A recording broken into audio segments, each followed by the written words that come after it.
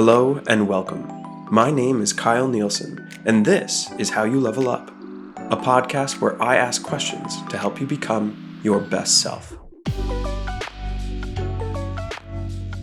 Today we ask, what is a personal philosophy? What is the value of having one? And how can you create one yourself? A personalized philosophy, eh? Well, before we know what your personalized version is, it's best to define philosophy for ourselves here, to have that distinction. You've 100% heard the word before, and you might imagine some old folks discussing the nature of things when hearing the word philosophy. And that's exactly what it is. Philosophy is the study of nature, of knowledge, and of values. Except it doesn't just have to be for old folks. Philosophy is the logical reasoning humans use to identify the principles of reality. And why would we personalize this? Well, it's like a filter that helps you make sense of your experiences, helps you make decisions about what you think is important, what you think is right or wrong, and it helps you understand where you belong in the world. Your personal philosophy is iterative and revisable, meaning you will apply it over and over again to various situations, and when encountering new information, you might change it to fit new needs and new information. Your personal philosophy is a collection of guiding principles, almost like the Ten Commandments, and you can even include the Ten Commandments in your personal philosophy if you'd like. Your personal philosophy will cover your values and beliefs in a simple and concise principle, and these principles will set your priorities and create your expectations. What do I mean by this, though? Well, let's look at a simple example of a personal philosophy principle that sets a priority and an expectation. The personal philosophy principle of sometimes you win, sometimes you lose, states there are winners and losers. It states that there are times you will be victorious and times you will fail. It states that there are people who come out on top and people who are at the bottom. It means that you will take advantage of a situation and sometimes people will take advantage of your situation. This principle means if you want to win something, you're going to push hard for it. And if you win, you're going to be proud. So does that mean if you lose, you'll also be upset? Using the principle of sometimes you win, sometimes you lose sets your expectations that losers deserve to lose because there were other people who were better and worked harder to win. If we're being honest, it's a very close-minded principle. An iteration we spoke on before about this principle is that sometimes you win, sometimes you learn. An alternative principle is that failure is feedback. This moves the principle from closed-minded to open-minded, as there is never a loss you cannot find value in. There is never a time when you need to hang your head low because you feel bad for yourself. You can always grow from your experiences. You are always becoming better, stronger, or smarter. This is a principle that I hold dear and I enact in my personal philosophy. Another example of a personal philosophy principle is the obstacle is the way. This states there will be obstacles in your life and you must go through them. You must face them. And instead of running away from these obstacles are part of the path that you must take. For the writer and philosopher Ryan Holiday, this principle, the obstacle is the way, is so ingrained as a personal philosophy to him that he wrote a book all about why the obstacle is the way, and he has it tattooed on his left forearm. For Holiday, clearly, this principle is important to him, so he lives it, breathes it, and inked it on his arm. He wrote a book about how to apply it to your own life because he so deeply believes everyone can and should do this. Believe the obstacle is the way. For this principle, what priorities and expectations might follow? When someone with this principle faces an obstacle or a challenge, they're going to gear up and analyze the issue. They're going to think hard about how they can resolve it. They're not going to be afraid of it because they know this is the way. To believe in themselves and their abilities to know that whatever the obstacle is, they are meant to go through it. That's part of the philosophy too. That's a powerful mindset. And it's an awesome expectation to have. The expectation of knowing you can handle what life gives you regardless of what it is. Can this be taken to an extreme? Sure, it can. Like any individual who believes they can handle everything alone, that they don't need anyone else to handle their obstacle. But that's not exactly what this principle is stating. And someone might fall trapped to that. The principle itself is simple and concise. How one applies and uses the principle can sometimes use context.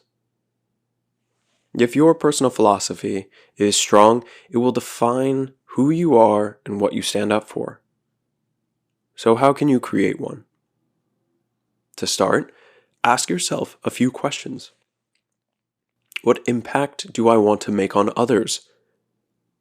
Who do I want to help using my skills? Asking yourself these questions honestly and sincerely will stir up some ideas of things you'd like to do, actions you'd like to take.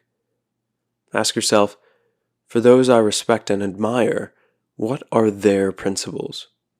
Which of their principles jive with my own values?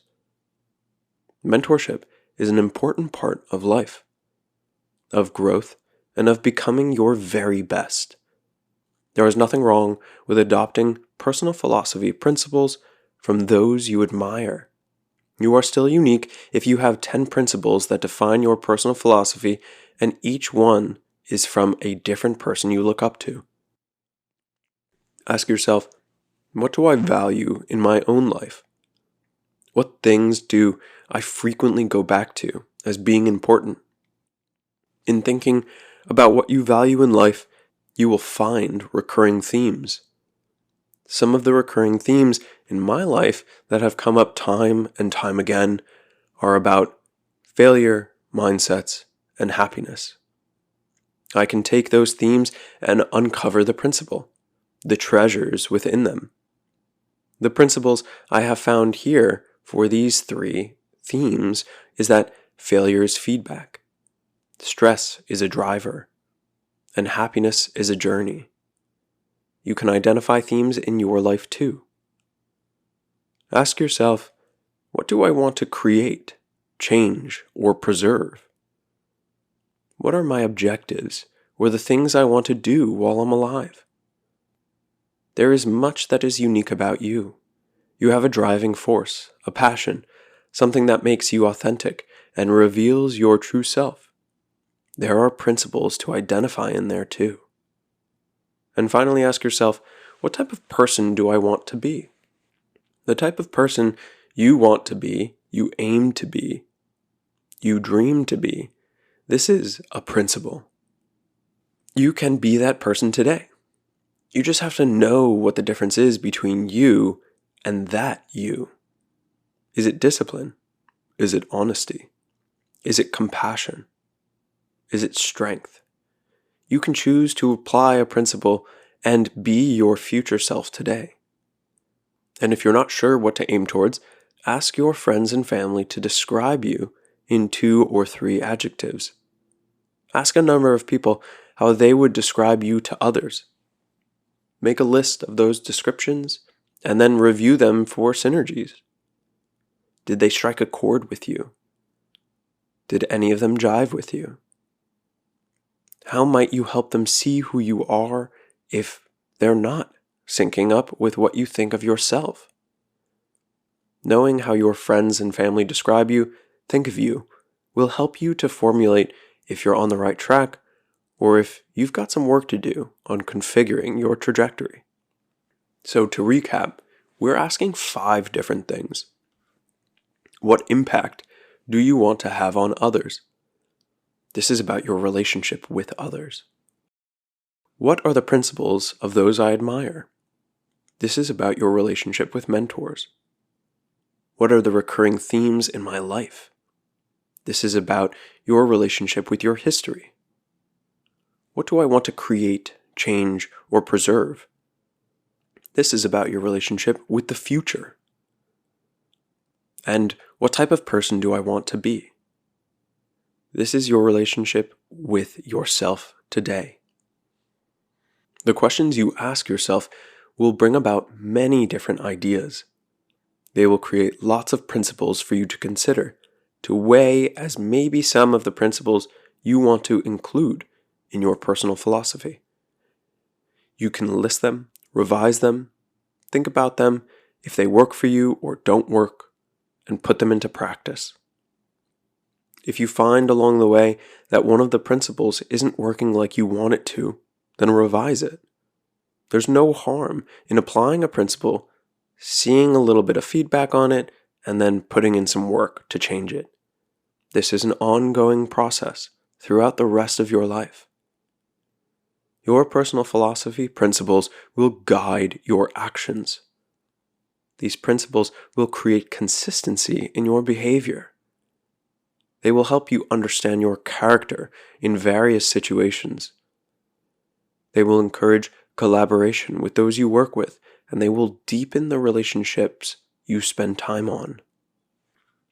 Your personal philosophy is a filter that helps you to make sense of your experiences, helps you to make decisions about what is important in life. It shapes who you are and how you see the world like a gentle influence over your thoughts, emotions, and actions. Developing a personal philosophy can be helpful in many ways. It can give you a sense of direction, and it can bring you purpose. So what is it that you stand for? What do you want to do? Who do you want to be? What is your personal philosophy?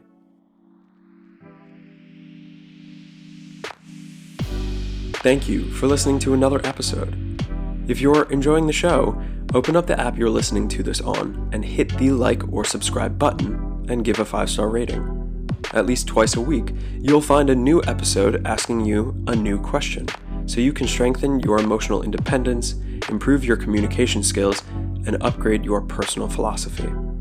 So if there's a question you'd like me to dive into next, send it to any of these social media accounts connected in the show notes here. This is all about how you level up.